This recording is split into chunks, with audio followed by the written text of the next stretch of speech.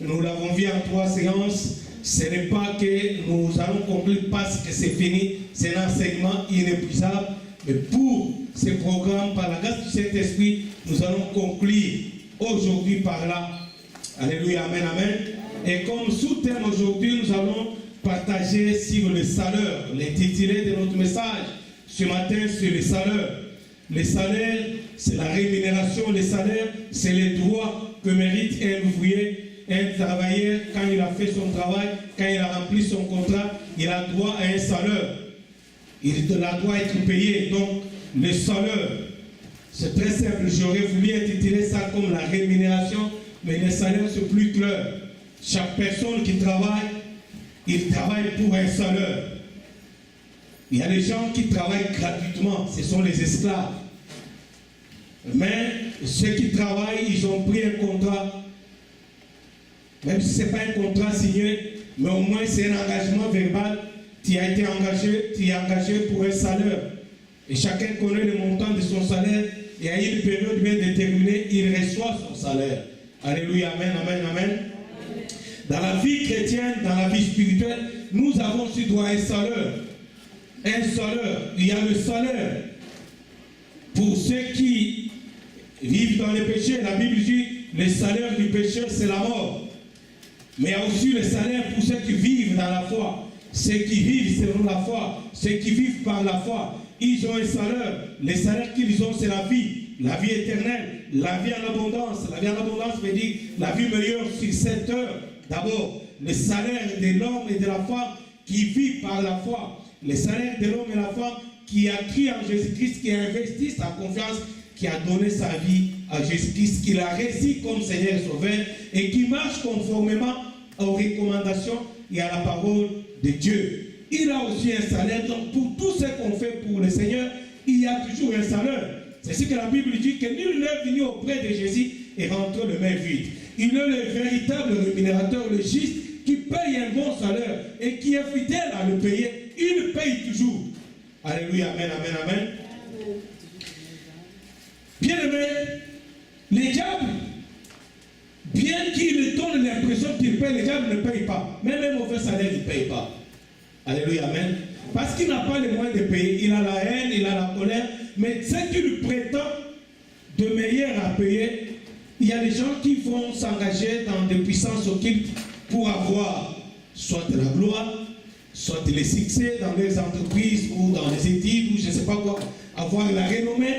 Et ils ont quelque chose qu'ils croient être la renommée, mais à la fin, les diables les ravissent et ils ne vont pas mourir dans cela. Les diables vont les ravir et ils vont les payer seulement dans l'humiliation. La seule chose qu'ils peuvent payer, c'est l'humiliation, c'est la désolation, c'est le deuil. Alléluia, amen.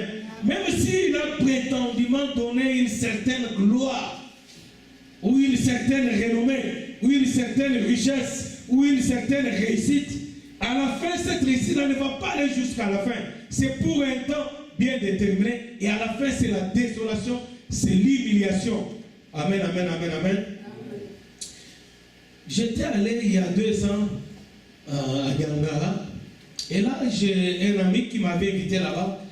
Il m'a demandé qu'on aille voir quelqu'un, un compatriote de notre pays, par respect, c'est un aîné. Oh, il a appris que tu es là, il faut qu'on aille le saluer.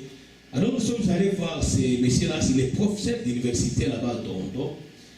Et quand nous sommes arrivés chez lui, avant même qu'on arrive, mon ami m'avait déjà expliqué, c'est un grand monsieur, il est renommé à l'université, il donne cours dans telle université, et puis à Toronto, et puis à Ajax, et puis ceci, cela, plusieurs universités, il est respecté, il est ceci, cela, il a ceci, cela, beaucoup de bien. Amen, amen, amen, amen. Mais quand nous sommes arrivés chez lui, le Saint-Esprit m'a fait voir la désolation, la misère de cette famille-là. C'était une grande villa extraordinaire. mais il n'y avait pas la vie. Quand tu es dans la maison, tu sens comme si tu es dans un lieu de deuil. Alléluia, amen. Amen. Et puis, j'ai cherché à voir un peu ses enfants. Il avait des enfants. Bon, il avait des enfants qui avaient fini aussi les études universitaires. Mais en parlant avec mon ami, je lui ai dit, mais il a combien d'enfants? Quand il a commencé à parler de ses enfants, c'est des sérieux problèmes. Ceux qui étaient apparemment corrects, ils avaient des grands diplômes. Non, sa fille là, elle est docteur en ceci, cela. Plus de 40 ans, elle n'était pas mariée, jamais mariée. L'autre, bon, il était, un moment, il a fait la folie, blablabla. Bla, bla. Elle est comme ça. Et puis l'autre était un peu déphasé, la tête pas normale. Alors je me suis dit, mais tout c'est bien, il va les laisser à qui si tous les enfants sont comme ça. Amen, amen, amen, amen. Ça c'est le salaire. Il donne une certaine gloire, une certaine renommée, une certaine réussite, une certaine, je sais pas, un certain succès. Mais à la fin, vous verrez qu'il y a quelque chose qui ne va pas. La Bible déclare que c'est la bénédiction de l'Éternel qui enrichit. Il ne l'a fait suivre d'aucun changement. Donc Dieu te bénit. Derrière cette bénédiction, il n'y a aucun souci. Amen, amen, amen. Il n'y a aucun souci. Donc il te donne une bénédiction dès que tu l'as, tu dors tranquillement. Il n'y a pas de soucis qui suivent, qui dérangent, qui troublent. Alléluia, amen. Et ça, c'est le salaire du juste juge qui donne à ceux qui ont fait confiance à lui, à ceux qui ont la foi. Bien aimé, nous sommes entretenus pendant 2 semaines ici sur les promesses de Dieu. Dieu est fidèle quand il promet, il donne toujours. On l'a démontré dans les moindres détails.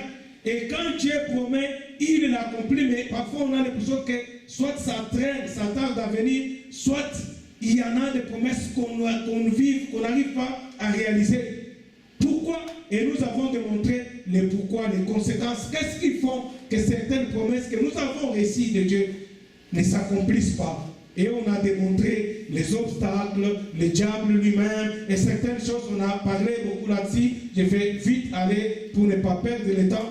Mais nous sommes entretenus sur le livre d'Exode, et là nous sommes arrivés jusqu'au moment où Israël est sorti finalement d'Égypte. Et quand il est sorti d'Égypte, il est arrivé devant la mer Rouge. Nous allons lire le texte d'Exode, le texte qui est là, vous l'avez déjà, moi je vais expliquer, vous pouvez lire. Israël sort d'Égypte sur base des promesses de Dieu, dans la voie d'aller vers la promesse de Dieu, d'aller vers Canaan. Dieu lui avait promis un pays où coule le lait et le miel. Nous avons démontré c'est quoi le lait et le miel. Qu'est-ce que Dieu avait promis à ce peuple-là? Ils vont maintenant pour aller acquérir cette promesse-là, entrer dans leur promesse, acquérir ces bénédictions-là. Et quand ils arrivent devant la mer Rouge, ils sont butés à 2 problèmes. Devant, il y a la mer Rouge. En fait, la mer Rouge n'était pas réellement un problème. Mais le problème, c'était la mort qui était devant. Parce que la mer Rouge, il n'y avait pas de pont, pas de bateau, pas de pirogue. On ne veut pas traverser. Mais Dieu leur demandait de marcher. Donc, ils allaient tout droit vers la mort. Il y avait la menace de la mort devant. Et derrière eux, il y a Pharaon qui a attelé tous ses chars, tous ses chevaux, ses cavaliers, toute son armée. Il était en train de poursuivre un peuple dominé sans armes, sans formation militaire, sans rien du tout. Un peuple qui était même réduit, seulement avec le petit bâton de Moïse. Alléluia, amen. Et Pharaon, qui était à l'époque roi d'un pays ou d'un royaume, qui était considéré comme la première puissance économique et militaire dans le monde à l'époque. Souvenez-vous que c'est à cause de la crise économique qu'Israël s'est retrouvé en Égypte. Tout le monde allait en Égypte pour s'approvisionner là-bas. C'était la première puissance économique et militaire. C'est une grande puissance. Il va prendre tous ces chars-là, vous pouvez les lire dans la Bible, qu'il va prendre plusieurs chars, il va armer ses militaires, ils vont poursuivre un peuple qui n'avait rien, si ce n'est que le bâton de Moïse. Alléluia, amen. Amen. Écoutez, frères et sœurs, j'aimerais aujourd'hui réveiller ta foi. J'aimerais aujourd'hui que le Saint-Esprit rallume ta foi. Et j'aimerais, avant d'aller plus loin, t'expliquer que dans le livre, dans l'épître d'Hébreux, au chapitre 11, le premier verset, la Bible définit la foi. Il dit la foi, c'est une ferme assurance des choses qu'on espère. Alléluia, amen. Amen. Je ne sais pas c'est quoi tu espères. Donc, celui qui aspire à un diplôme, un grand diplôme universitaire, il doit cesser à considérer son intelligence, ses capacités. Alléluia. Il doit avoir une ferme assurance que ce diplôme, je l'ai. Pas je l'aurai, alléluia. Même si tu dois faire 3 ans d'études, 4 ans, 5 ans, 6 ans, ce n'est pas que ce diplôme je l'aurai. Ce diplôme je l'ai. La foi c'est une ferme assurance du diplôme que tu espères. Tu as l'assurance que je l'ai. Et une démonstration de ce que tu n'as pas. Alléluia, amen. C'est-à-dire, j'espère que j'aurai mon diplôme. Mais dans l'immédiat, je fais la démonstration que j'ai le diplôme. Alléluia. Je vis comme un docteur en économie, en sciences politiques, ou je ne sais pas quoi. La foi, c'est une ferme assurance, une ferme dont tu es ferme. Tu es si, trop si, que j'ai le diplôme. Une ferme assurance du diplôme que tu espères avoir, mais une démonstration de celle que tu n'as pas. Donc, présentement, je n'ai pas le diplôme. J'ai vu dans la fermeté, l'assurance ferme que j'aurai mon diplôme. Mais quand je vis maintenant, je démontre à qui veut voir, à qui veut m'écouter, que je suis docteur en droit. Amen, amen, amen, amen. Je ne sais pas si quelqu'un comprend. Je vais dire ceci. Hébreux chapitre 11, verset 1er. Je vis comme un docteur en droit. Dans les médias, mais j'aurai mon diplôme dans 6 ans. Je démontre cela. C'est-à-dire quand je fais mes projets, quand je vais acheter une maison, quand je vais acheter une chemise, tout ce que je fais, je le fais en si base, en rapport avec ce que j'aurai. Est-ce que quelqu'un me comprend? C'est ça la démonstration de ce qu'on a. Présentement, je n'ai pas ce diplôme. Mais quand je parle comme quelqu'un qui a ses diplômes. Je me mets dans le corps, dans l'esprit de celui qui a déjà ses diplômes. Si c'est un diplôme qui m'amène à devenir ingénieur, je me comporte dans mon langage, dans ma vie, dans mes habitudes, comme un ingénieur. Alléluia. Je fréquente les ingénieurs. Je parle un langage d'un ingénieur. Je fais le projet en rapport avec un ingénieur. Quand je veux faire des projets, je sais que mon diplôme, je dois le travailler dans les bâtiments. Si je suis ingénieur pour les routes, je fais des projets pour acheter une maison. Dans un corps où il y aura mon travail, c'est comme si je suis déjà ingénieur. La foi, c'est une ferme assurance. Des choses qu'on espère. Et la démonstration de ce qu'on n'a pas. Donc je démontre quelque chose que je n'ai pas, mais je fais la démonstration. Bien aimé, donc il n'est pas question de vivre selon ce que tu vois, ou ce que tu sens, ou ce que tu es, ou ce que tu as. Il est question de vivre selon ce que Dieu a dit, parce que ce que Dieu a dit, il va l'accomplir. La parole de Dieu, la Bible dit que toutes les promesses de Dieu sont oui et amen en Jésus-Christ. Alléluia, amen. C'est ça la foi. Bien aimé, pourquoi je parle de la foi? Parce que Israël, quand il est sorti en Égypte, Pharaon l'a poursuivi, Israël s'est retrouvé devant un problème.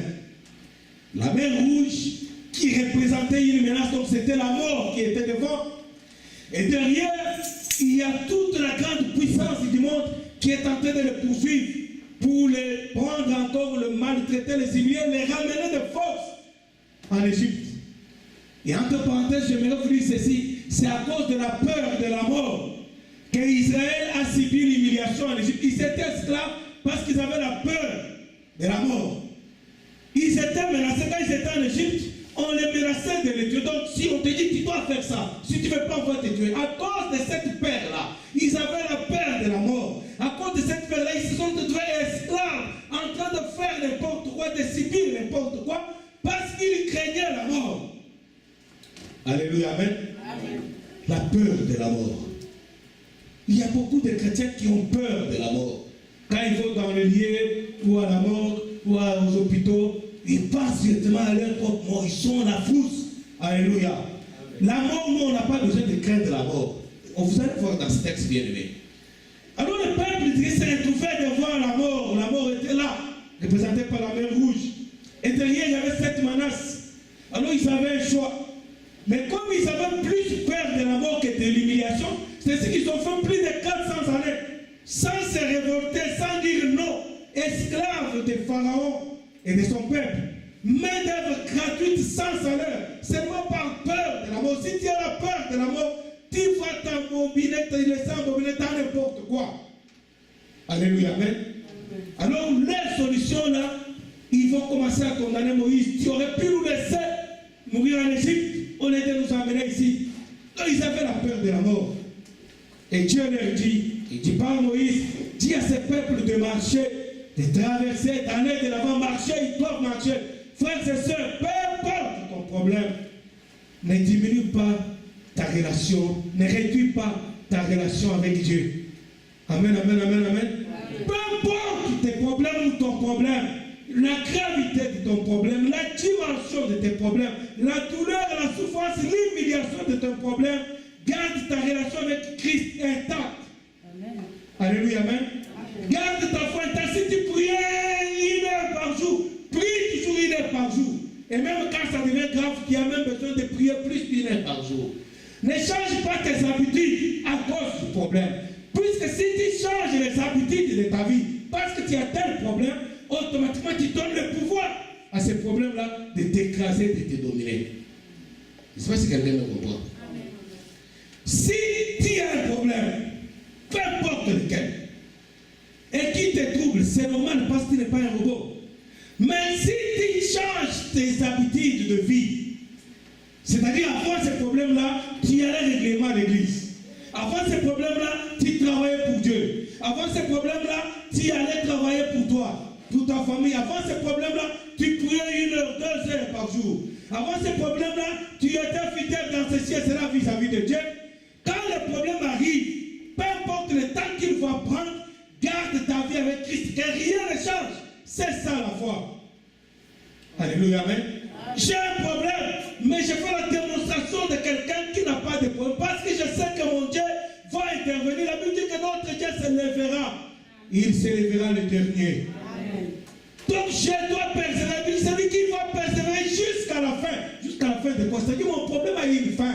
Moi, je dois persévérer dans la prière jusqu'à la fin de mon problème. Je dois persévérer dans ce que je fais avec Dieu jusqu'à la fin. Il y aura une fin. Parce que mon Dieu se lèvera. C'est ça la démonstration de la foi. Mais il y a des chrétiens, quand ils ont buté à des problèmes, sa régularité au niveau de l'église baisse et diminue. Dans sa maison, sa vie de prière baisse. Dans sa vie même pratique de chaque jour, sa chrétienté diminue. Il est refroidi. Sa foi est refroidie. Il commence à vivre n'importe comment. Il est découragé. Là où il avait la joie de montrer même au collègue de travail qu'il est chrétien ou chrétien, il est maintenant timide. On lui dit, mais qu'est-ce qui se passe? Un chrétien, ce n'est même pas quelqu'un qui, au travail, les amis voient que ton attitude a changé. Mais Patrick, mais toi, tu n'étais pas comme ça, mais est-ce que tu as un problème? On ne devrait pas démontrer, donc le problème ne devrait pas avoir d'impact sur nos vies, ni d'influence. Plus tu cèdes à cela, plus il y a d'influence, plus le problème va devenir plus grave, plus tu vas te laisser enfoncer. Et certainement que tu es déjà beaucoup enfoncé, tu as des difficultés pour ressortir de tes problèmes. Alléluia, amen. Mais tu peux t'élever aujourd'hui. Et le peuple déjà s'est retrouvé là. La mort et la menace de l'humiliation de Pharaon derrière. Pharaon qui est le symbole du diable, le diable menace et la mort menace. Donc on est entre des problèmes. Aujourd'hui, parfois les chrétiens se rendent compte qu'ils sont entre des problèmes. Il y a le diable qui menace, il y a la mort qui menace, qui ne sait pas où aller. Et Dieu va dire qu'il faut marcher. C'est-à-dire tu avais une vie de prier 1 heure par jour. Prie toujours 1 heure par jour si tu veux changer 1 heure 30 minutes ou 2 heures. Alléluia, amen, amen. Tu allais régulièrement à l'église, va régulièrement à l'église malgré ton problème. Moïse qui ne comprenait pas le plan de Dieu, il dit au peuple restez sur place. Peut-être tu es resté sur place en attendant la délivrance, comme Moïse avait dit à Israël. Restez sur place, gardez silence et vous verrez la délivrance. Dieu lui dit, Moïse dit à ce peuple-là de marcher. On doit marcher toujours de l'avant, toujours plus haut, malgré les difficultés, malgré les épreuves, malgré l'opposition. On doit marcher et marcher parce qu'avec Christ, nous ferons des exploits. Oh, pour faire un exploit, il y a beaucoup, vous êtes des intellectuels ici. Quand on parle d'exploit, c'est quelque chose de surnaturel, c'est quelque chose d'extraordinaire. Or, pour que la chose devienne extraordinaire, il faut que l'opposition, que le blocage soit aussi difficile. Alléluia, amen. Sinon, ce n'est pas une victoire qui est avec éclat, il n'y a pas d'exploit. Quand il y a exploit, c'est-à-dire que c'est quelque chose qui sort un peu du naturel, d'extraordinaire. Donc il y a exploit parce que c'était grave. Et la Bible dit avec Dieu, nous ferons des exploits. C'est-à-dire qu'il peut y avoir, quelle que soit la gravité de l'opposition, mais c'est avec exploit. Alléluia, amen. Et Dieu va finalement agir. Qu'est-ce que Dieu va faire? Il va dire à Moïse, lève les bâtons Et frapper sur la mer va se scinder en deux. Bien-aimé, je l'avais dit, je le répète pour toi. Peut-être tu te regardes, je ne connais pas beaucoup la Bible, je ne prie pas beaucoup, je ne marche pas trop dans la sainteté. Ça ne dépend pas de ça. Ça dépend de Dieu. Alléluia. Amen. Moïse n'avait rien comme équipement. Ne te diminue pas au jeu de toi-même. Ne compte pas. Si tu vas regarder sur tes capacités, alors tu vas te réduire en ayant. Parce que tu n'as rien. Parce que tu ne peux rien. Mais nous devons regarder à Dieu. Amen. Moïse n'avait rien. Et quand Dieu est venu, il n'a même pas besoin de lui donner une arme. Parce que si Dieu lui donnait une arme, ou quand Dieu allait lui donner toute une armée, Moïse allait investir sa confiance dans l'armée. Alléluia. Amen. Dieu voulait que Moïse puisse placer toute sa confiance en Dieu lui-même. Et c'est ce que le Seigneur attend de toi. Que Dieu investisse ta confiance non pas dans tes diplômes, non pas dans ton argent, non pas dans ton mari, non pas dans le mariage, mais investis ta confiance en Dieu lui-même. C'est lui le rémunérateur, c'est lui qui va te payer. La confiance que tu vas investir, ce n'est pas une perte, c'est de l'investissement. Comme faire confiance à Dieu, c'est investir chez Dieu. Alléluia, amen. C'est un investissement et Dieu va payer et il va bien payer. Alléluia, amen. Alors le peuple est là, seulement avec les bâtons de Moïse, la mer rouge va être scindée en deux, le peuple va traverser à sec. La Bible dit qu'ils vont traverser à sec. Je vais vous expliquer c'est quoi ces symboles-là de la mer rouge. La mer rouge qui était une menace, la mort qui était une menace est devenue un allié. Je vais dire à quelqu'un bien aimé, la mort pour nous chrétiens, c'est un allié. Il ne veut pas nous faire peur. Est-ce que quelqu'un m'écoute? C'est un allié qui va nous amener devant le trône de Dieu. Ça ne va pas nous faire peur, la mort. Sauf, si tu as peur de la mort, il faut contrôler s'il n'y a pas un péché. Parce que la mort d'un pécheur va t'amener à l'enfer. C'est là où la mort devient une menace. La mort pour nous chrétiens, c'est un allié.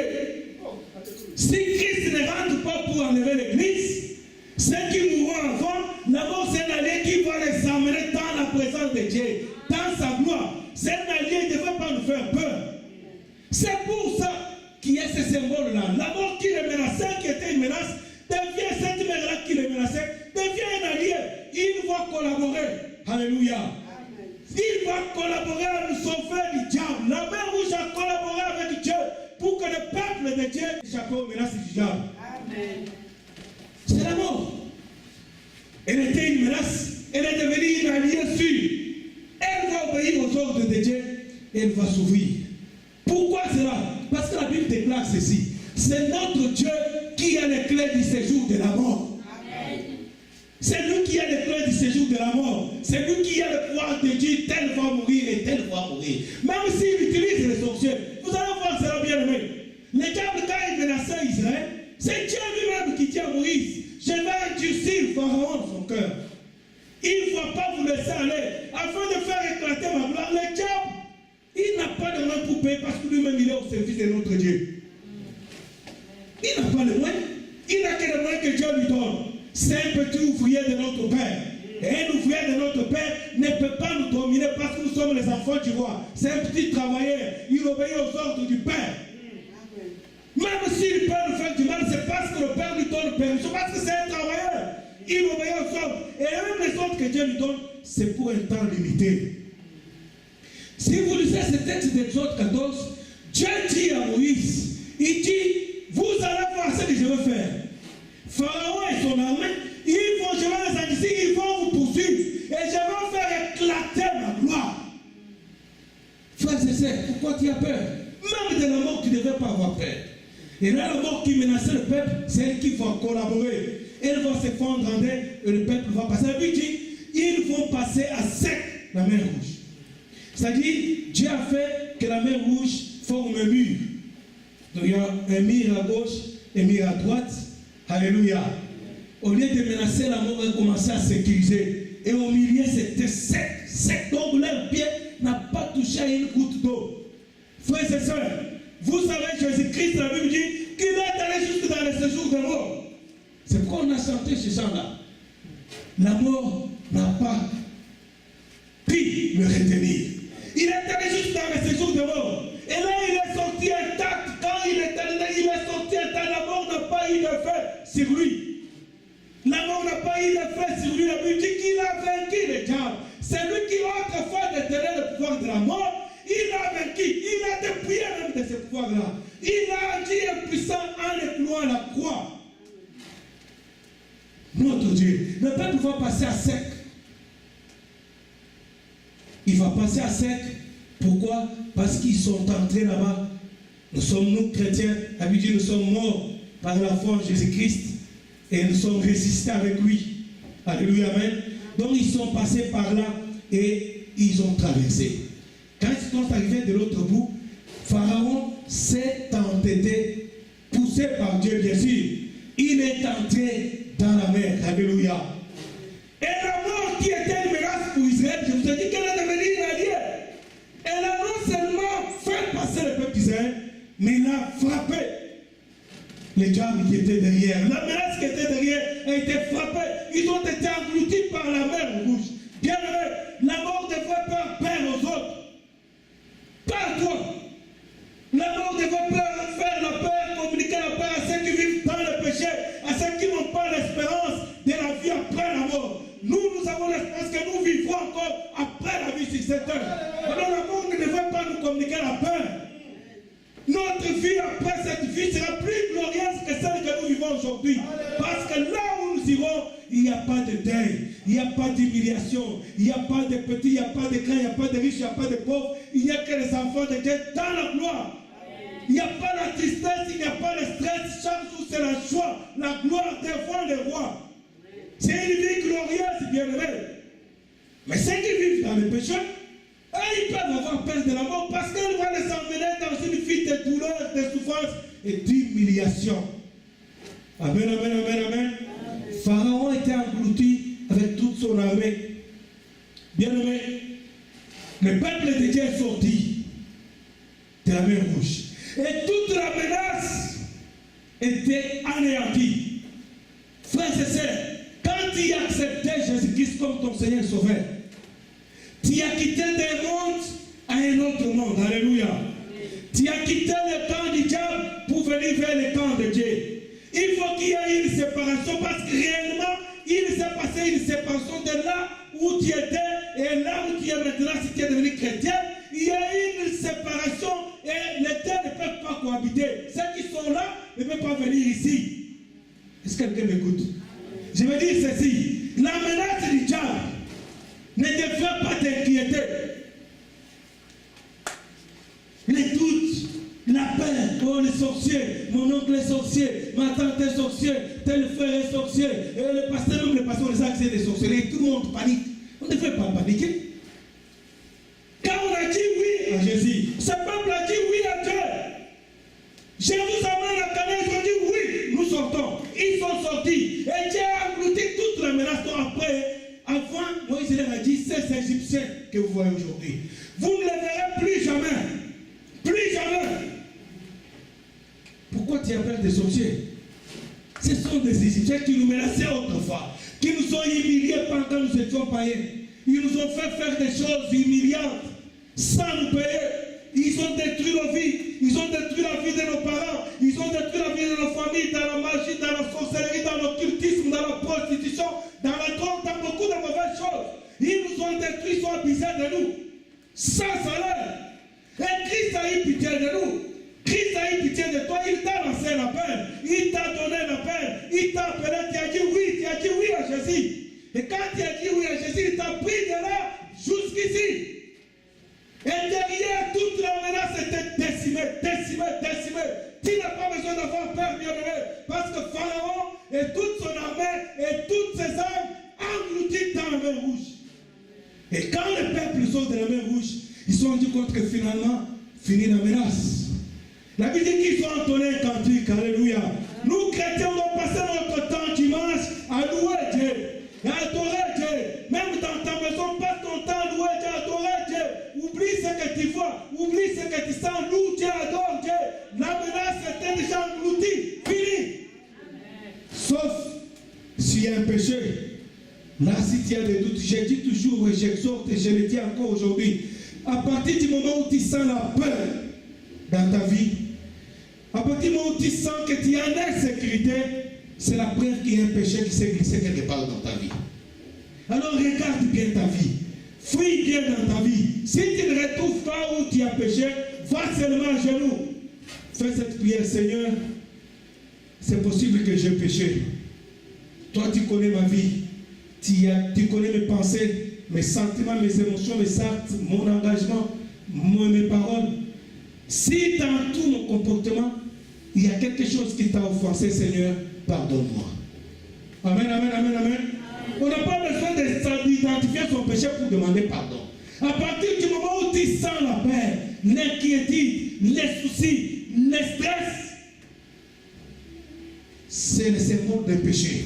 C'est le Saint-Esprit qui te reproche quelque chose. Il te communique les sentiments d'inquiétude. La Bible dit, quand Adam et Ève ont péché, ils ont eu peur, ils sont allés se cacher.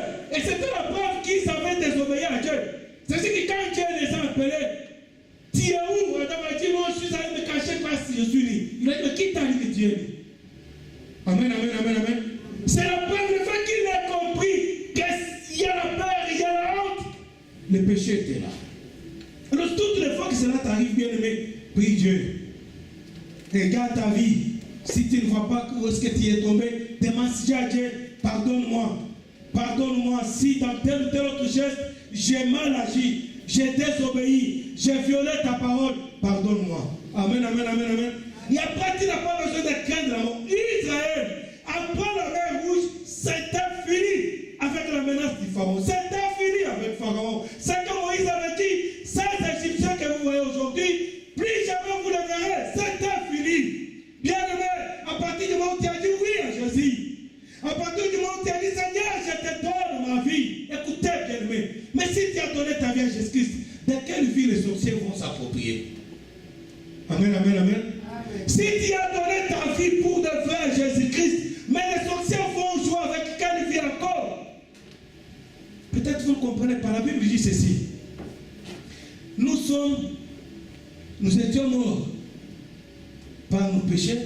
Christ nous a ressuscités de la mort par la foi en lui. Et nous sommes assis avec lui dans les lieux célestes. Alléluia. Donc nos vies, bien évidemment que physiquement nous soyons aussi là, pour toucher à nos vies, il faut aller là-bas. Devant le trône de Dieu pour aller toucher à ta vie. C'est pourquoi Dieu t'encourage dans la Bible. Il dit, n'aie pas peur parce que la prunelle de ton œil, ta vie est comme la prunelle de l'œil de l'Éternel. Et ça, je le dis chaque fois ici. Essaie de mettre le doigt là pour toucher le truc noir là. Essaie un peu ton doigt à toi. Même essaie un peu de mettre pour toucher les cercles noirs. C'est possible. C'est ton doigt, c'est ton œil. Mais quand tu veux le mettre là-bas, l'œil refuse. Il y a un système d'autodéfense automatique qui n'a pas besoin même de ta volonté. Même ton propre doigt, quand tu l'amènes là-bas, donc Dieu a installé un système automatique de défense pour protéger les trucs noirs là. Et donc Dieu dit ceci, ta vie, c'est les trucs noirs, pas les tiens, de l'œil de Dieu. Alors dis-moi qui va les toucher là-bas. Personne. Si déjà le tien te refuse à ton doigt de toucher. Mais dis-moi un peu qui va oser toucher à l'œil de l'Éternel. Il est assis sur le trône, entouré de toute l'armée. Pas toute l'armée, toutes les armées, parce qu'il est le Dieu des armées. C'est le seul gouvernement qui a plusieurs armées. Tous les gouvernements du monde ont une armée. Dieu a des armées. Et pour arriver là-bas, donc l'Éternel Dieu a des armées. Il faut plusieurs armées, il faut te battre avec plusieurs armées pour oser arriver devant le trône. Amen, amen, amen, amen, amen. Et arriver avant le trône et mettre les doigts là-bas. Qui peut oser? La Bible dit que nous étions morts par nos péchés. Nous sommes ressuscités avec Jésus-Christ par la foi. Et nous sommes assis dans le lieu céleste avec lui, en Jésus-Christ. Alors, de quoi tu as peur? Oh, les sorciers, on est adoré Dieu. Ils font des cultes. Chassons les démons. Écoutez, je ne suis pas contre chasser les démons. Mais il faut les identifier s'ils sont là. De temps en temps, ils viennent un peu pour goûter par la gloire de Dieu. Alléluia. Parce que là, on sort vers la gloire de Dieu. La présence de Dieu, c'est sa gloire. Alors, ça fait un peu plaisir quand même aux démons de venir quand même jeter un coup d'œil. Amen. Le Français dit se rincer l'œil. Ils viennent se rincer l'œil pour voir cette gloire-là. Et quand ils vont au nom de Jésus, ils comprennent, non. Elle est là, la gloire. Mais ça ne devient pas un culte. Chaque jour, au nom de Jésus, tu chasses les démons. vis avec les démons chaque jour, bien aimé. C'est pas normal. Ces démons viennent se réinstaller de temps en temps dans nos vies. Tout simplement, laissez-les tranquilles. On n'a pas le temps. L'habitude racheter le temps quand les jours sont mauvais. Le peu de temps que nous avons, on doit adorer Dieu. Louer Dieu. Laissez-les se réinstaller. Quand on adore Dieu, on loue Dieu, ils voient la gloire de Dieu descendre. Ils se réinstallent. Ils s'admirent. Au lieu de paniquer, chaque dimanche, on chasse les démons. Tu rentres, surtout, ils les chassent ce matin ici. Tu rentres à la maison, tu les chasses. Avant de dormir, tu les chasses. Tu vas au travail, tu les chasses. Toute ta vie, tu les chasses. Il y a des églises qui sont spécialistes. Je ne suis pas contre. Ce sont des spécialistes de délivrance. Écoutez, sois sérieux. Si tu as ça membre, depuis 10 ans, tu es sur le ministère de délivrance. Pour les sangs là, sont-ils délivrés ou non? Alléluia, amen. Écoutez bien aimé, je ne suis pas contre la délivrance, on doit être délivré. Mais quand on est délivré, c'est fini. Si on pêche, bien sûr, les démons peuvent aller amener d'autres démons, mais quand ils reviennent, c'est au nom de Jésus, on les met encore dehors. Mais si chaque jour, le temps que les démons nous prennent à les chasser est plus important que le temps que Christ prend dans l'adoration, là, ça fait un problème. On ne donne pas de temps au roi et beaucoup de temps aux gens qui n'ont aucune importance dans nos vies. C'est pourquoi, ces jours-là, Dieu va anéantir, faire Pharaon et toute son armée, tous ses armes. C'était fini. Et tout ce que le peuple a trouvé bon, dans Exode chapitre 15, c'est d'entonner un cantique. Alléluia. Il faut entonner un cantique. Il finit la menace, finit l'humiliation de l'Égypte, finit, ils ont été en Égypte 400 années de souffrance, d'humiliation, de n'importe quoi. Et là, Dieu va les sortir de là. Il va les sortir de là. La menace qui le pourchassait, Dieu va anéantir la menace. Qu'est-ce qu'il reste à faire pour ce peuple? Louer Dieu. Frères et sœurs, tu as accepté Jésus-Christ comme Seigneur et Sauveur? Est-ce que Jésus-Christ est dans ta vie? Tu dois investir ton temps à louer Dieu, à adorer Dieu, à l'adorer, parce que tout le reste, Dieu lui-même va te donner. Je ne dis pas qu'il ne faut pas prier pour tes besoins. Mais seulement la Bible dit, cherchez premièrement le royaume des cieux et le reste vous sera donné. Il ne dit pas, le reste vous prierez après. Priez d'abord pour le royaume des cieux et le reste vous prierez après. Il dit, vous cherchez le royaume des cieux. Le royaume des cieux, bien aimé, c'est la gloire. Là au ciel, le maître sur le trône. 24 et sur 24, les gens l'adorent. On l'adore, c'est ça le royaume de Dieu. Ce n'est pas la tristesse, ce n'est pas le pleurs, ce n'est pas le gémissement. Chaque fois on pleure, oh Dieu, tel problème. Tout leur gémissement, pleurer. Le royaume de Dieu, c'est la gloire, c'est l'adoration, c'est la louange, c'est la joie. 24 et sur 24. Et il dit, le reste vous sera donné. C'est lui qui va s'occuper de nous donner le reste. Et malheureusement, trompés par le diable, les chrétiens ont inversé le rôle.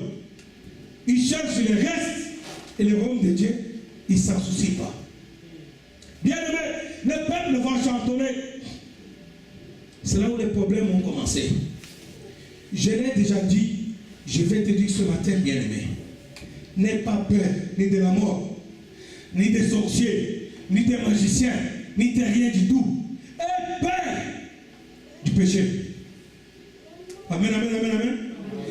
Si vous lisez dans le livre de Jacques, on va bientôt terminer. Si vous lisez dans le livre de Jacques, le chapitre 4, Jacques chapitre 4, versets 7 à 10, Dieu nous donne des consignes. Je vais lire cela, bien que ce n'était pas dans notre programme, mais c'est pour que tu comprennes.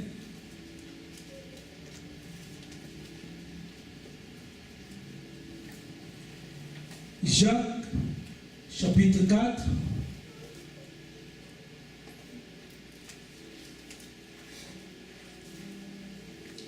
versets 7 à 10. Je lis au nom de Jésus. Soumettez-vous donc à Dieu. Résistez au diable et il fuira loin de vous. Là, tout seulement au verset 7 là. Donc, la seule personne à qui on doit avoir la crainte, c'est Dieu. Et craindre Dieu, c'est fuir le péché. Craindre Dieu, c'est combattre le péché. Soumettez-vous à Dieu, c'est soumettre à Dieu, c'est-à-dire se mettre sous l'autorité de sa parole. C'est-à-dire mettre sa parole en pratique, soumettre ta vie. Tu dois soumettre ta vie à la domine sur ta vie. Que la parole de Dieu conduise ta vie. Que la parole de Dieu conduise tes décisions. Que la parole de Dieu puisse être l'autorité suprême qui dirige ta vie. Soumets-toi à la parole de Dieu, c'est-à-dire, sois sous l'autorité de la parole de Dieu. Soumets-toi à la parole de Dieu, c'est-à-dire, fais toujours ce que la parole de Dieu, ne viole pas la parole de Dieu. Être soumis. Soumettez-vous donc à Dieu. Les diables, on ne doit pas avoir peur, on doit résister. Résistez pas parce qu'il est fort. C'est pas résister avec le physique, au nom de non. Résister à ses mensonges. Alléluia. Amen. Parce que lui, il vient seulement avec les mensonges. Et les mensonges ont pour quel objectif? T'amener à pécher. Parce que quand tu pêches, tu vas te séparer de Dieu. Le péché te sépare de Dieu. Le péché te met en conflit avec Dieu. Et tout ce que le diable lui peut faire, c'est te séduire, c'est de te tromper, c'est de t'amener à commettre une erreur, c'est de t'amener à douter même de ta foi. L'incrédulité. Le salaire du péché, c'est la mort. Et bien là, j'aimerais, dans les 10 minutes qui nous restent ici, t'expliquer c'est quoi le péché. Parfois, on nous a décrit le péché. L'impudicité, c'est un péché, oui, bien sûr. Insulteur, c'est un péché. Calomnier, c'est un péché. Le mensonge, c'est du péché. Oui, c'est du péché. Mais l'incrédulité, c'est un grand péché. Alléluia, amen. L'incrédulité, c'est quoi l'incrédulité? C'est la désobéissance de la parole de Dieu. C'est le doute. Dès que tu doutes de ce que Dieu a dit, tu as commis un péché. Et ça, les chrétiens ne le savent pas. Tu peux pour ne pas pécher, tu peux vivre dans la sainteté. Tu ne manges jamais, tu ne voles jamais. Pas d'impudicité, pas d'adultère, pas de mensonge. Tu peux tout avoir abandonné.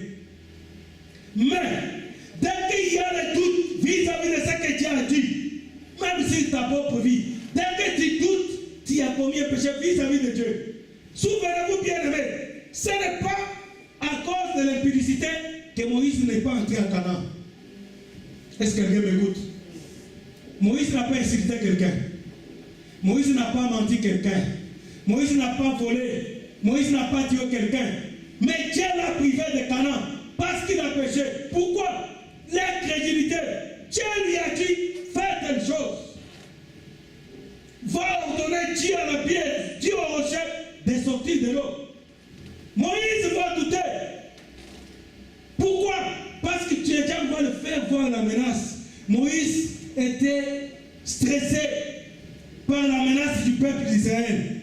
Tout le monde allait vers lui. Moïse, qu'est-ce que tu nous as fait? Pourquoi tu nous as fait sortir d'Égypte pour nous faire mourir ici au désert? Frères et sœurs, et ça c'est le crime de ce peuple-là. Pourquoi je souligne cela avant de terminer? Pour que tu comprennes que les gens qui sont sortis d'Égypte, 600 000 hommes, sans compter les femmes et les enfants, ces personnes-là sont tous restés en Égypte dans le désert, ils sont tous morts dans le désert. Pas tués par Pharaon, pas tués par l'armée de Pharaon, mais tués par le péché.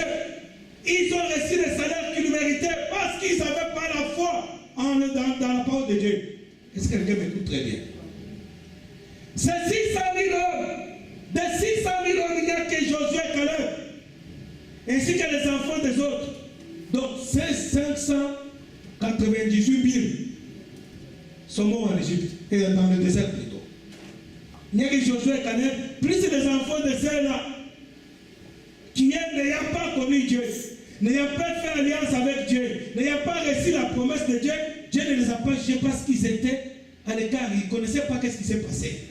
Mais ceux qui avaient fait alliance avec Dieu, ceux qui avaient dit oui à Dieu, Seigneur, oui, je sors, je vais accepter ce que tu m'as dit, je vais aller avec toi à Canaan. Et qu'en route, ils ont désobéi, ils ont fléchi les genoux, ils ont eu les doutes. Tous ces gens-là sont morts, pas tués par Pharaon qui était pourtant une menace. Bien là que nous avons, c'est pas le diable. Réveille-toi une fois pour toutes. Moi que vous ne voulez pas comprendre, bien aimé. Ça, c'est une image très claire. La menace que les chrétiens, ce n'est pas les diables, ce n'est pas les sorciers, c'est faux. Ce guide-là des sorciers, des démons du diable, ce n'est pas vrai, ce n'est pas biblique.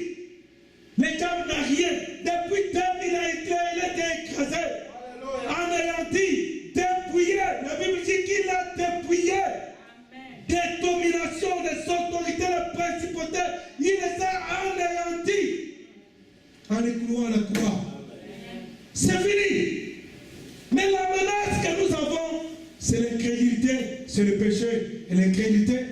des pécheurs. Moïse, Dieu lui dit une parole. Ce que Moïse devait faire, c'est de croire. C'est pourquoi j'ai commencé en expliquant la foi. Tu vas te repentir bientôt quand on va prier, bien-aimé. Pas parce que tu as volé ou tu as menti, parce que tu as douté de la parole de Dieu. Il t'est arrivé de te demander, est-ce que Dieu me connaît? Oui, il te connaît, bien-aimé. Il t'est arrivé de te demander, mais qu'est-ce que j'ai fait? Tu n'as rien fait, bien-aimé. Tu as seulement perdu la foi. Écoutez, frères et sœurs, le diable, tout ce qu'il fait voir, c'est nous faire voir la menace, le danger de la menace. Le peuple de Dieu est menacé par la soif de l'eau. Ils vont aller jusqu'à oublier le miracle de la mer Rouge. Parce que s'ils s'étaient référés à ça, ils ne pouvaient pas les menacer Moïse. Ils allaient vers Dieu pour crier le même Dieu, pour qui ils ont chanté, ils ont adoré après la mer Rouge. Le même Dieu était vivant. Non seulement il était vivant, et pire encore, bien aimé. C'est pas comme toi et moi aujourd'hui. On n'a pas la manifestation physique de Dieu chaque jour. Quand il parlait contre Moïse, la présence de Dieu était là. La Bible dit, la journée il était là dans la colonne de nuée, et la nuit il était là dans la colonne de feu. Donc ils avaient physiquement la présence de Dieu. Ils voyaient la colonne de nuée, mais quand ils avaient un problème d'eau, ils vont aller s'attaquer à Moïse. Quelle incrédulité! Et ça va susciter la colère de Dieu. Écoutez, quand Dieu prend son temps à s'occuper de toi, quand Dieu prend son temps à te protéger de beaucoup de choses que tes yeux physiques ne voient pas, quand Dieu prend son temps à te renouveler le souffle de vie, et que pendant la journée, toi tu es en train de le relier. Oh, mais si Dieu me connaissait, mais si tu te connaissais, oui, tu te connaissais pourquoi tu respires. Combien souvent ce matin? Amen. Quelle ingratitude, et ça met la colère de Dieu. Voilà, ce monsieur ou cette dame est dormi, je lui ai donné le souffle de vie, gratuitement. Et n'a même pas demandé d'être en vie, je lui ai donné. Et quand il se lève, parce qu'il n'a pas l'argent pour manger, parce qu'il n'a pas l'argent pour payer les dettes, parce qu'il n'a pas le travail, parce qu'on l'a chassé au travail, elle commence à se poser des questions. Mais elle oublie qu'elle respire. Dieu était là. Et quand il y a eu la menace, au lieu d'aller vers la colonne de nuée, oh Seigneur, c'est toi qui nous as fait sortir d'Égypte. On a soif. Qu'est-ce qu'ils font? Ils vont à Moïse. Moïse, pourquoi tu nous as fait sortir d'Égypte? C'est-à-dire, ils sont humiliés Dieu. Ils reculent, donc ils relient d'abord. Ce n'est pas Dieu qui les a fait sortir, c'est Moïse. Amen. Frères et sœurs, on doit cesser de suivre les hommes de Dieu derrière, d'idolâtrer les hommes de Dieu. Dieu est là. Et ils vont vers Moïse. Ils ont un problème, ils vont vers Moïse. Je ne dis pas que quand en cas de problème, on ne peut pas aller voir notre pasteur pour partager avec lui. C'est juste pour qu'il nous accompagne, c'est juste pour qu'il nous encourage, c'est juste pour qu'il nous donne un conseil. Mais ce n'est pas de lui que viendra la solution. Et ce peuple, la colonne de nuée était là. Ils ont soif. On est allé vers la colonne de nuée. Seigneur, nous avons soif. Et ils vont vers Moïse. Et là, ça va susciter la colère de Dieu. Bien les frères et sœurs, vous allez méditer le livre des autres. C'est un livre riche en enseignement. Riche en enseignement. C'est toute la vie, tout ce qui est chrétienté, le christianisme, tout est écrit dans le livre des codes. De la même façon que Moïse est passé avec le peuple par la mer Rouge, de la même façon que Jésus-Christ est venu, il est passé par la mort pour nous délivrer de la mort. Parce que le diable nous intimide avec la mort pour nous faire des choses. Oh, si tu n'as pas l'argent, comment tu vas manger? Tu dois te postuler pour avoir l'argent. C'est pourquoi il y a le métier qu'on appelle le métier de sexe. Et il y a même des députés qui votent là-bas pour des gens comme ça. Donc pour les encourager. Ils sont reconnus légalement c'est un travail. Pourquoi? Parce qu'ils ont la peur de leur survie. Comment ils vont vivre? À cause de cela, ils acceptent ce que le diable leur donne comme solution. Nous étions morts par nos péchés. Et Christ par la mort. Il est passé lui-même par la mort pour nous délivrer de la mort, de la peur de la mort. La mort ne peut pas te pousser, c'est n'importe quoi. La peur de je ne sais pas quoi. La peur du travail, tu ne dois pas faire n'importe quoi pour le travail. La peur des joueurs aux examens, tu ne dois pas accepter n'importe quoi. Parce que Christ nous a délivrés. C'est là. Amen. Amen. Alors voilà ces peuples, ils vont faire cela. Le temps est fini. Je vais conclure en disant ceci, bien-aimé. Ces peuples, pourtant sauvés de la menace de Pharaon et de toute son armée, écoutez, bien-aimé, Quand Dieu a commencé le processus de faire sortir Israël en Égypte, malgré la menace de Pharaon, aucune personne n'a péri. Amen, amen, amen. Personne n'est mort, malgré la menace. Toutes les menaces que tu vois là, rien ne va t'emporter. Parce que ta vie est entre les mains de Dieu. Rien ne va t'emporter. La maladie peut te menacer, mais tu ne mourras pas moins que Dieu ait permis que tu meurs ces jours-là. Sinon, tu souffriras, mais tu ne mourras pas. Voilà pourquoi j'ai dit prions avant. Tu dois confesser, je ne mourrai point, je vivrai. Parce que par toi, Dieu doit manifester sa gloire. Je ne mourrai point, je vivrai, j'annoncerai les merveilles de Dieu. Ce peuple qui était menacé par la mort devant la mer rouge, finalement, ils ne sont pas morts. Et quand ils sont sortis, ils ont confessé, ils ont proclamé les merveilles de Dieu. Ils ont entonné un cantique pour glorifier Dieu. Pourquoi tu as peur? Et Dieu va les délivrer. Mais allez méditer le livre d'Exode, chapitre 15, 16, tous les livres d'Exode, jusqu'à Josué. Ils vont mourir, plus, pas par le diable. Bien aimé, le diable n'a aucun pouvoir sur ta vie, il ne te tuera jamais. C'est le péché qui te tue. Tout ce qu'il peut faire, c'est de pousser dans le péché et le reste c'est automatique. Parce que le salaire du péché, c'est la mort. Et le diable sait ces choses-là. Il n'a pas le pouvoir de tuer, il n'en a pas le pouvoir. La Bible dit le pouvoir de la vie et de la mort est entre les mains de Dieu. Il ne peut pas en même temps gérer le pouvoir de la mort et le diable n'a le même pouvoir, jamais. Le pouvoir de la vie et de la mort, c'est entre les mains de Dieu. Tout ce que le diable peut faire, il sait que par le péché, automatiquement tu as le salaire. Tu pêches, le salaire c'est la mort. Tout ce qu'il peut faire, c'est de t'entraîner dans le péché, de créer, de troubler ta foi, de t'amener à douter, t'amener dans l'incrédulité, te montrer une menace. Souvenez-vous des amis de Shadrach, les 3 amis.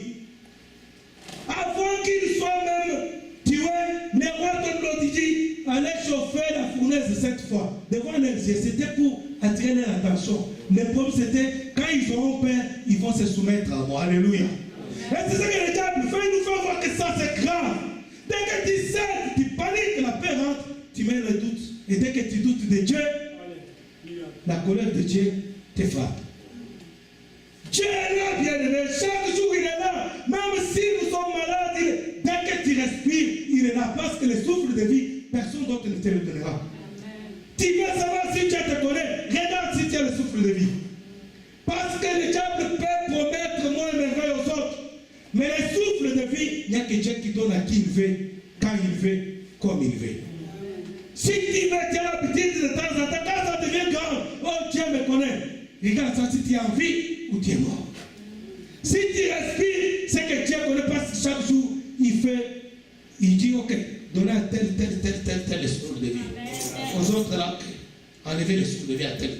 Donc chaque jour, Dieu envoie. C'est comme l'appel là, les gens qui vont travailler l'appel à de présent chaque matin. Le chef appelle tout le monde pour vérifier si tout le monde est présent. C'est que Dieu fait. Chaque matin, il fait l'appel de tout le monde devant tel, on les donne le souffle de vie. Allez-y. C'est la preuve que Dieu te connaît.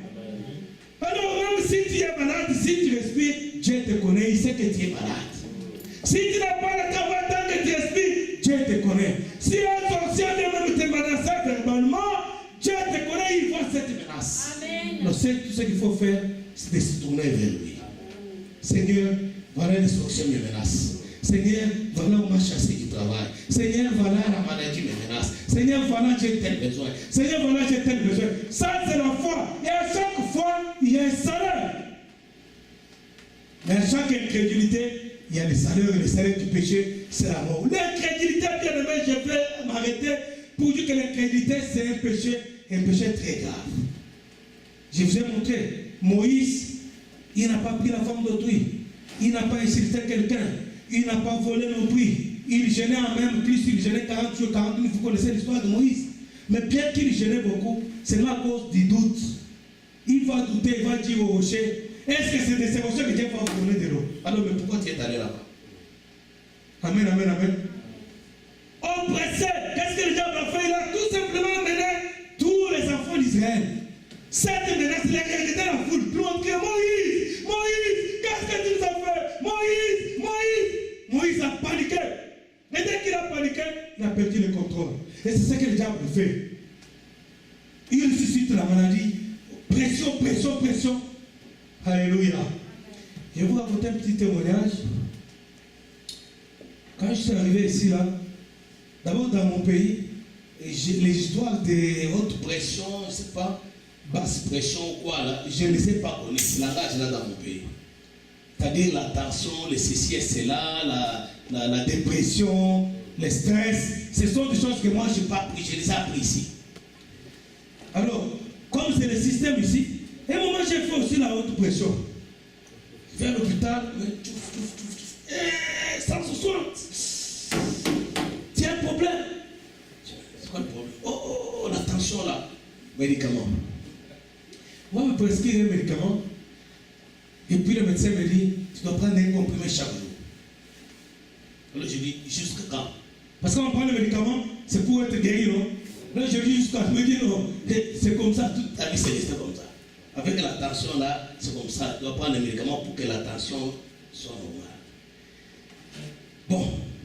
Et puis on m'a dit, non, tu vois, ça peut amener l'AVC, il faut faire attention, ça peut amener l'AVC, blabla. Alors la peur maintenant de l'AVC, j'ai dit, oh, ma femme n'était pas encore ici, mes enfants, j'ai dit, oh, bon. Donc, comme je disais dans la maison, parfois, les gens m'amenaient des pensées, j'ai dit, si je faisais l'AVC ici, si je mourais ici, mais il n'y a même personne, donc je veux courir même dans cet appartement ici, oh Seigneur, j'ai commencé à paniquer. Et puis chaque matin, tu vois, chaque matin, j'ai fait comme ça 7 jours. Après je me suis dit, non, quand même.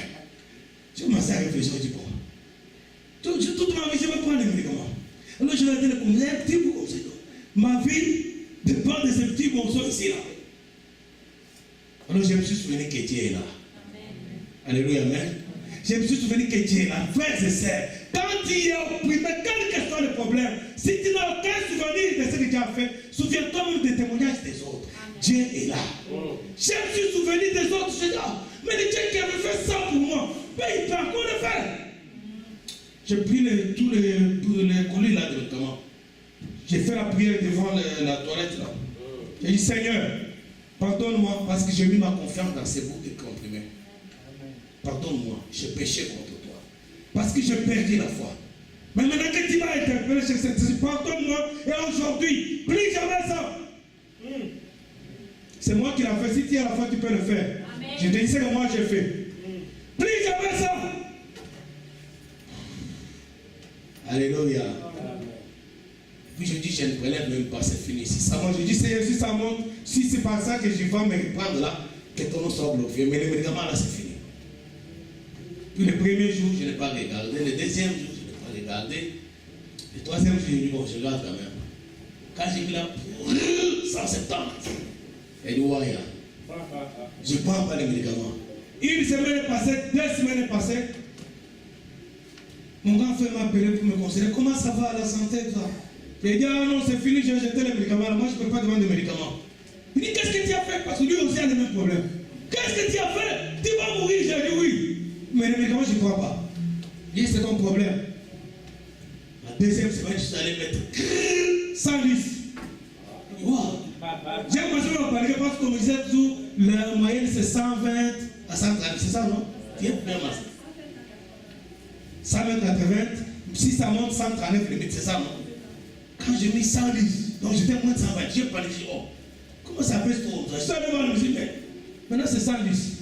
Mais il dit non, il n'y a pas de quand tu prends les médicaments. Il dit non, non, je ne prends pas les médicaments, j'ai arrêté. Et là, comme ça, il dit quoi? Il dit oui, j'ai arrêté les médicaments, mais c'est 110. Frères et sœurs, j'ai jamais pris encore ces histoires-là. Amen. J'ai jamais pris ces histoires-là, je m'en fous que la tension monte, qu'elle baisse. Elle va monter, elle va baisser. Nous allons servir Dieu. On mourra, on servira Dieu, Dieu sera glorifié. Pas question d'être esclave, comprimé chaque jour. Je n'ai pas pris. Moi, je te conseille, bien aimé, si tu as le même problème, fais du sport. Fais un régime. Mais d'être esclave, de comprimer chaque jour. Les corps créés par Dieu pour être instrument de Dieu. La Bible dit ton corps est le temple du Saint-Esprit. La maison de Dieu. L'instrument de Dieu pour servir Dieu. Être sous le contrôle de chaque contrôle chaque jour. Ça ne marche pas. Alors on doit non seulement confesser la foi, mais on doit même nous-mêmes être des instruments. Vivre la foi. On doit être comme la foi. On appelle les gens là quand on veut expérimenter les médicaments, on dit quoi? Le combat, on doit être le combat de Dieu, nous on est le combat de Dieu. On refuse ces médicaments parce qu'on veut que Dieu puisse faire l'expérimentation pour montrer ce qu'on a été malade. Amen. Et on a fait l'expérimentation de la foi. Nous allons lever pour la prière.